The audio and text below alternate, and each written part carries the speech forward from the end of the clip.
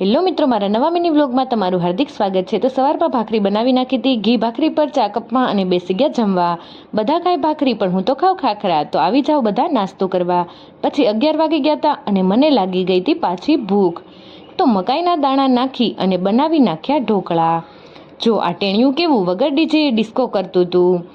પછી આ પાર્સલ ખોલ્યું તો તેમાંથી નીકળ્યા બટરફ્લાય। આ ભાઈએ તો નવી થાર જોડાવી લીધી હતી, ધક્કામુક્કી નથી કરવાની, બધાનો વારો આવશે। યાજ્ઞિકના હાથમાં કંઈક હતું તો તેમાંથી નીકળી ચોકલેટ। આ તો થઈ ગઈ નાના છોકરાને સમજાવવાની વાત। પછી હું રેડી થઈ અને અમે નીકળી ગયા ફઈના ઘરે જવા માટે। ત્યાં બટાકા વડાએ તેલમાં કૂદીને આત્મહત્યા કરી લીધી હતી। ભાભી તેને બહાર કાઢવાની કોશિશ કરતા હતા। પછી હું અને ભાભી બંને બેસી ગયા પૂરી વણવા માટે। ફૂલ ડિશ થઈ ગઈ હતી રેડી અને અમે બધા એક જ સાથે જમવા માટે બેસી ગયા હતા। વિડીયો ગમે તો લાઈક, શેર, સબસ્ક્રાઇબ।